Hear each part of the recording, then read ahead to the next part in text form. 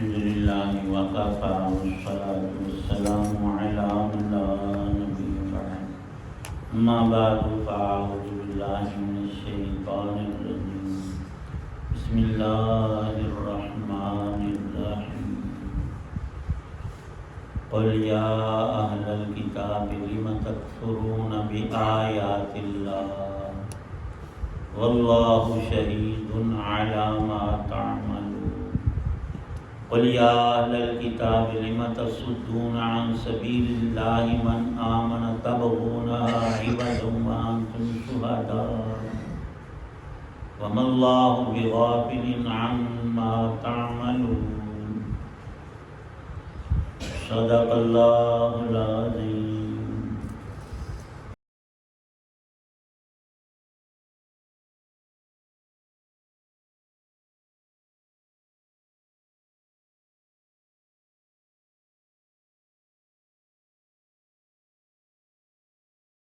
کہہ دو کہ اے اہل کتاب اللہ کی آیتوں کا کیوں انکار کرتے ہو؟ جو کچھ تم کرتے ہو اللہ سب کا گواہ ہے۔ کہہ دو کہ اے اہل کتاب اللہ کے راستے میں پیڑ پیدا کرنے کی کوشش کر کے ایک مومن کے لیے اس میں کیوں رکاوٹ ڈالتے ہو جبکہ تم خود حقیقت حال کے گواہ ہو؟ جو کچھ تم کر رہے ہو اللہ اس سے غافل نہیں ہے۔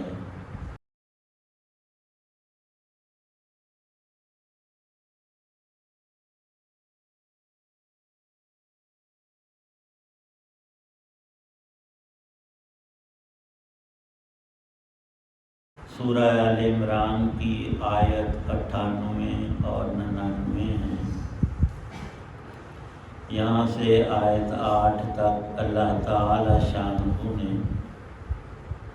ایک خاص واقعہ پیش آنے کی صورت میں ہدایات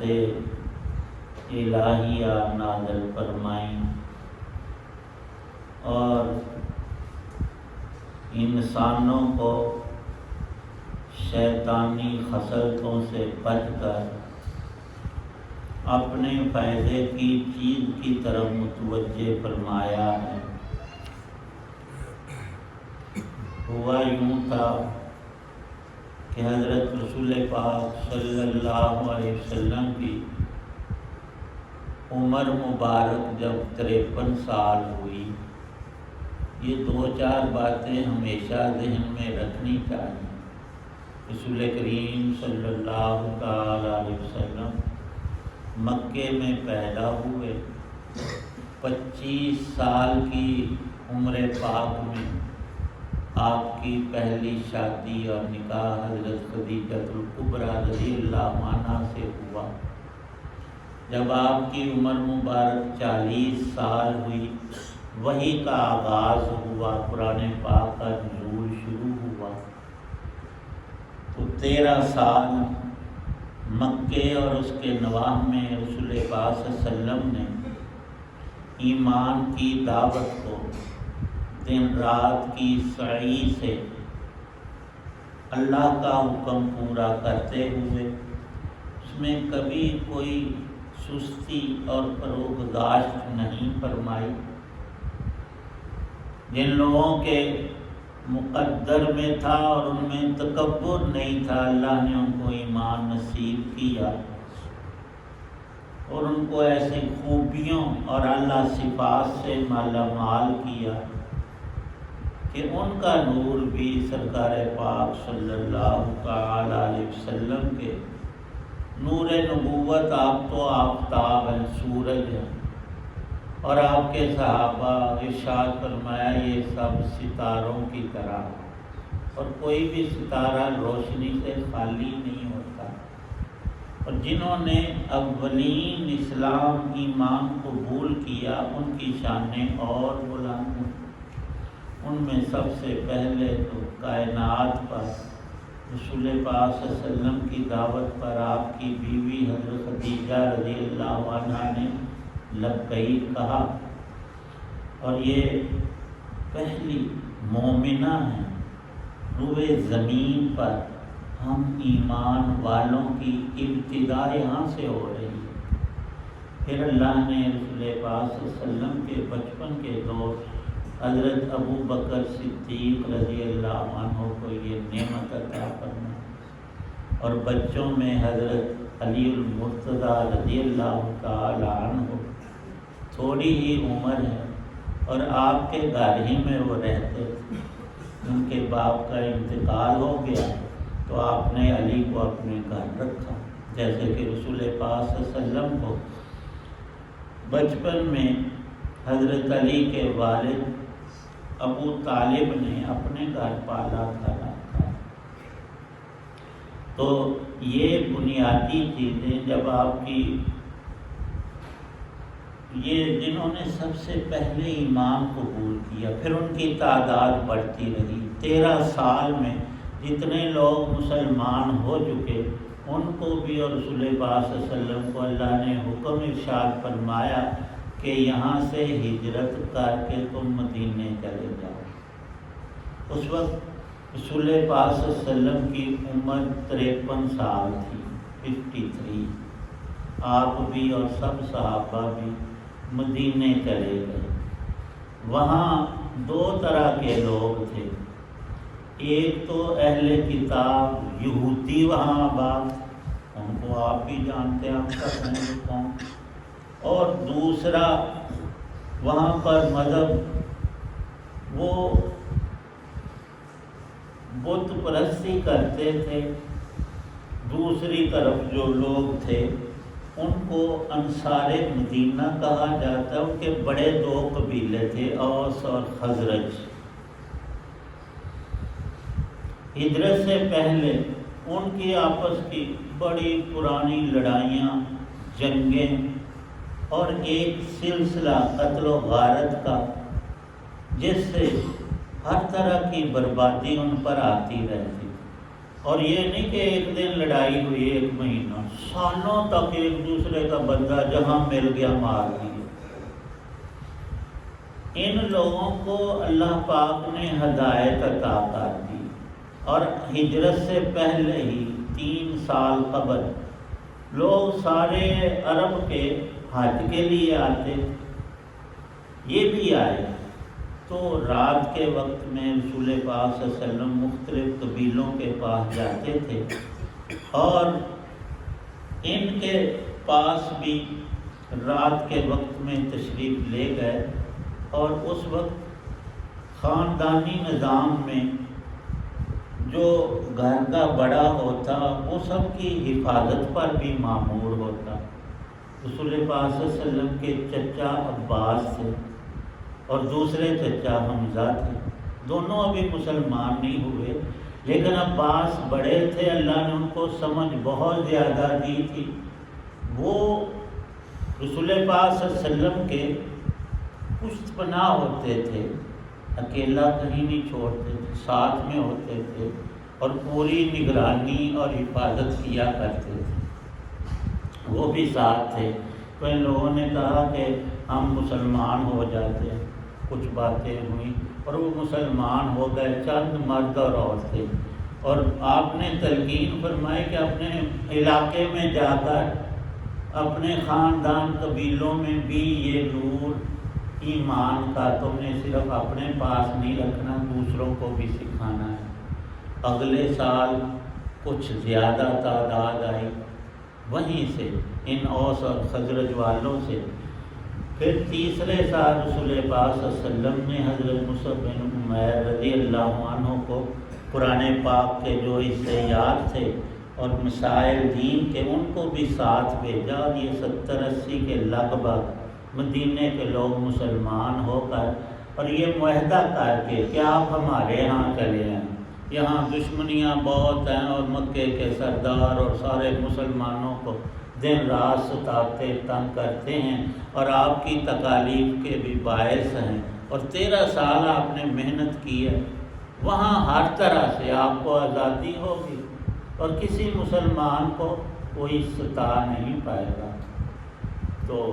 حضرت عباس رضی اللہ تعالی عنہ نے اس معاہدے کو پکا کر کے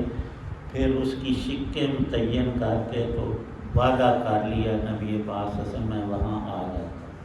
جب آپ وہاں تشریف لے گئے تو دونوں قبیلوں کے اکثر لوگ مسلمان ہو گئے، اوس بھی اور خزرج۔ اور ایمان اور اسلام میں اللہ نے یہ طاقت رکھی ہے کہ کوئی کتنا بھی گیا گزرا مسلمان ہو، قرآن میں حکم ہے انما المؤمنون اخوۃ، تم سارے دینی بھائی ہو اور دین کا رشتہ سب سے مقدم ہے، باقی خونی رشتہ داریوں کا انکار نہیں ہے۔ جب وہ مسلمان ہو گئے تو اللہ نے ان کی ساری اگلی پچھلی دشمنیاں ختم کر ڈالی، وہ آپس میں حقیقی بھائیوں سے بھی بڑھ کر محبت کرنے لگے۔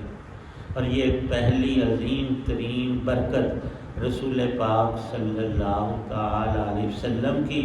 آپ مدینے تشریف لے گئے، اوس اور خزرج دنیا جانتی تھی کیسے ایک دوسرے کی جان اور خون کے یہ پیاسے لوگ اب شیر و شکر ہو۔ یہ بات ان نالائق یہودیوں کو، بدبختوں کو ایک آنکھ نہیں پاتی کہ یہ دونوں ایسے بھائیوں جیسے ہو گئے، اتنی محبت اور پیار۔ ان میں ایک بدبخت یہودی نے سازش کر کے ایک شاعر کو اکسایا کہ پرانی جنگوں میں جو ایک دوسرے کے خلاف یہ نظمیں کہتے تھے، شعر و شاعری کرتے تھے، وہ نا دونوں قبیلوں کے لوگ فلاں جگہ اکٹھے ہیں، بیٹھے ہوئے ہیں، وہاں جا کر تو یہ آگ لگا، اور میں بھی ہوں گا، تو آگ لگائے گا، میں تیل ڈالوں گا۔ ایسا خبیث وہ شیطان یہودی اس شاعر کو لے کر چپکے سے جا گھسا، اور انسان کو جو بچپن کی یا پہلے کی عادتیں ہوتی ہیں وہ بالکل تو ظاہر ہوتی نہیں، کوئی زخم لگ جائے کٹ تو اس کا بھی کچھ نہ کچھ نشان تو رہتا ہے، یہ تو ایک فطرت ہے۔ جب اس نے وہ شاعری کی باتیں ایک دوسرے کو قتل کرنے کی، ہم نے تمہارا بندہ یوں مارا اور یہ کیا، تو وہ تو بھڑکنے لگے۔ اور کچھ لوگ کم سمجھ بھی ہوتے ہیں، پوری عقل ہر ایک کو تھوڑی ہوتی، تو ان کا تیر کارگر ہو گیا۔ وہ اب اپنے اپنے قبیلوں کو بھڑکانے لگے کہ انہوں نے یوں کیا تھا، اب ہم یوں کریں گے، یہ بدلہ لیں گے۔ اتنے میں نبی پاک صلی اللہ علیہ وسلم کو خبر ہوئی، آپ ارشاد تشریف لائے اور ان کو سمجھایا کہ تم ایسا کرو گے نا، پرانی دشمنیاں اور قتل و غارت، پھر تمہارے اندر جو دین اور ایمان ہے یہ ختم ہو جائے، تم اپنی مرضی اور شیطان اور نفس کے پیچھے چلو گے۔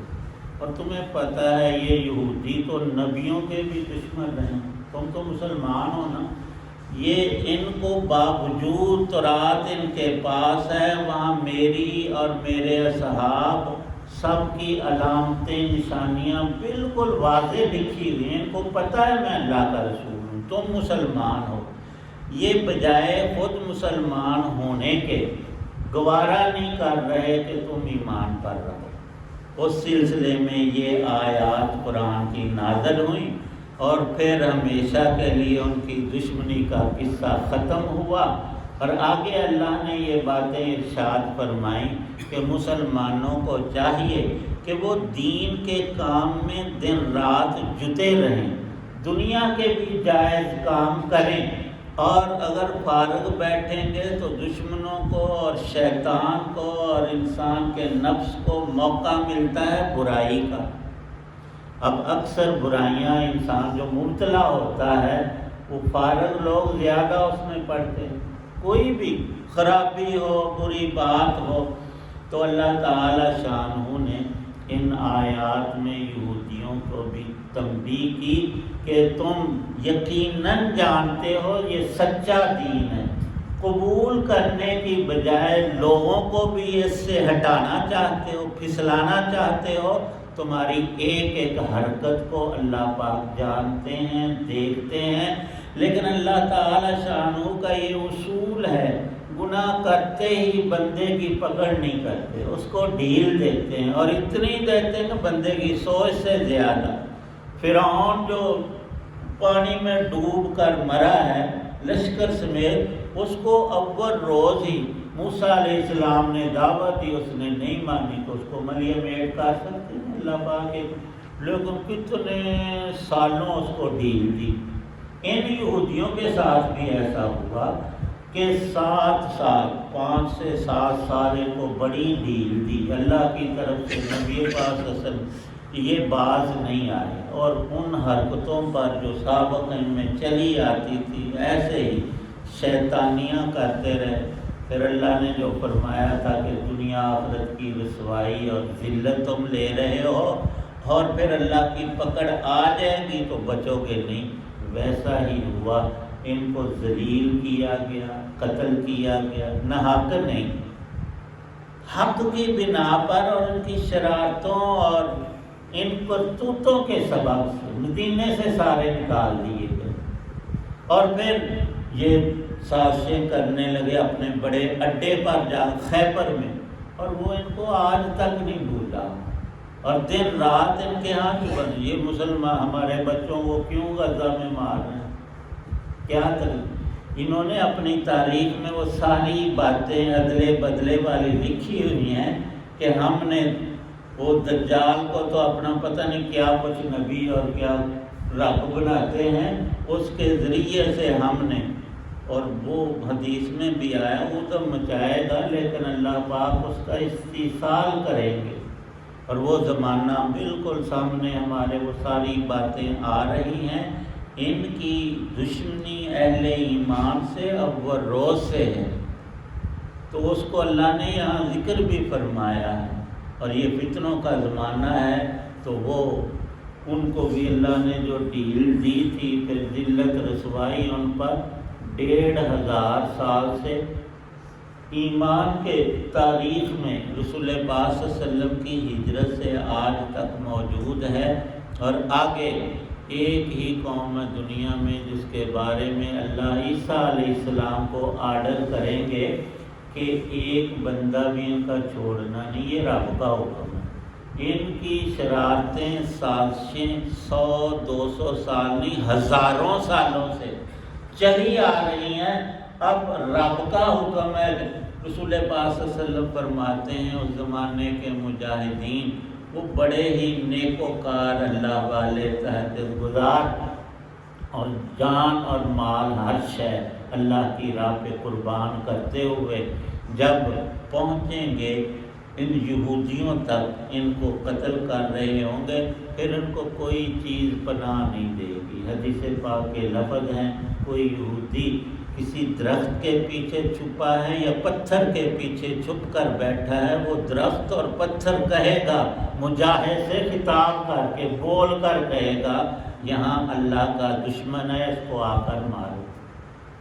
ان کے مقدر میں توبہ، بھلائی، ہدایت، ایمان نہیں، وہ تو ایک بات ہے، لیکن آگے یہ چاہتے ہیں کہ سارے ہی انسان ایمان سے خالی ہو جائیں، برباد ہو جائیں، اور رسول پاک صلی اللہ علیہ وسلم نے پیشین گوئی کی تھی قیامت کے قریب ان یہودیوں کے پھیلائے ہوئے فتنے ہر مسلمان کے گھر اور دل تک پہنچ جائیں گے۔ یہ جتنی گندگی نجاست ہے، یہ زناکاریاں اور سود اور حرام چیزیں، یہ پوری دنیا میں ان ظالموں کی پھیلائی ہوئی، اور انسانیت کے اس سے بڑے دشمن نہ کہیں گزرے ہیں نہ ہوں گے، اس لیے ان کا بارہ، حالانکہ ان کی تعداد بہت تھوڑی ہے، ان کا ذکر قرآن میں اس لیے کثیر آیا ہے کہ فتنے لامتناہی ان سے وابستہ ہیں۔ اللہ پاک ہماری حفاظت فرمائے اور سب ایمان والوں کی مدد فرمائے۔